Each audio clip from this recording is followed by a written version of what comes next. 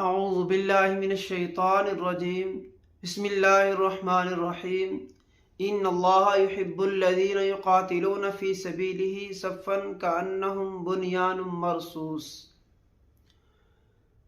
ناظرین، اس آیت سے افواج پاکستان نے اس جنگ کا نام رکھا ہے بنیان مرصوص۔ اس کا مطلب کیا ہے، مفہوم کیا ہے؟ اللہ تعالیٰ نے قرآن پاک میں فرمایا ان اللہ یحب الذین یقاتلون فی سبیلہ صفا کأنہم بنیان مرصوص۔ بے شک اللہ تعالیٰ یحب الذین یقاتلون فی سبیلہ، اللہ تعالیٰ محبت کرتے ہیں، پسند کرتے ہیں ان لوگوں کو یقاتلون فی سبیلہ، جو اللہ کی راہ میں قتال کرتے ہیں، اللہ تعالیٰ کی راہ میں جہاد کرتے ہیں۔ اللہ تعالیٰ ان لوگوں کو پسند کرتے ہیں۔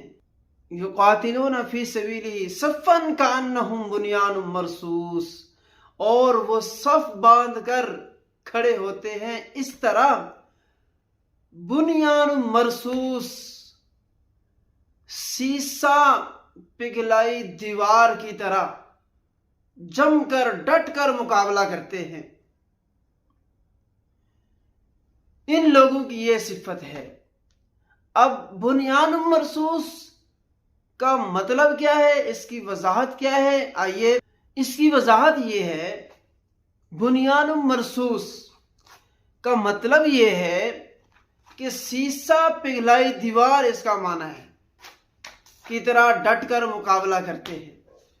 کس طرح کہ پاکستان کی فوج، پاکستان کی عوام، پاکستان کی حکومت، پاکستان میں جتنی بھی جماعتیں ہیں، ساری کی ساری جماعتیں ایک ہی پیج پر کھڑی ہو کر، ایک ہی پیج پر جمع ہو کر دشمن کا مقابلہ کرتے ہیں۔ یہ ان لوگوں کی صفت ہے۔ تو میں اپنی پاکستان کی فوج، پاک آرمی، پاک ایئر فورس اور جتنی بھی فوجیں ہیں، میں سب کو خراج تحسین پیش کرتا ہوں، اور انہوں نے اللہ تعالیٰ کے نام کے ساتھ نعرہ کو بلند کرتے ہوئے، اللہ اکبر کی صدا کرتے ہوئے انہوں نے اپنی جنگ کا آغاز کیا ہے۔ اللہ تعالیٰ ہماری افواج پاکستان کو سلامت رکھے، اور پوری کی پوری قوم کو اللہ تبارک و تعالی سلامت رکھے، اور یہ وطن عزیز جو کلمہ کے نام پر بنا تھا، کلمہ کے نام پر بنا تھا۔ دیکھیں، پوری دنیا میں 2 ملک ایسے ہیں، 2 ریاستیں ایسی ہیں جو اللہ کے نام پر بنی ہیں، کلمہ طیبہ کے نام پر بنی ہیں۔ پہلی ریاست طیبہ ہے، اور دوسری ریاست پاکستان ہے۔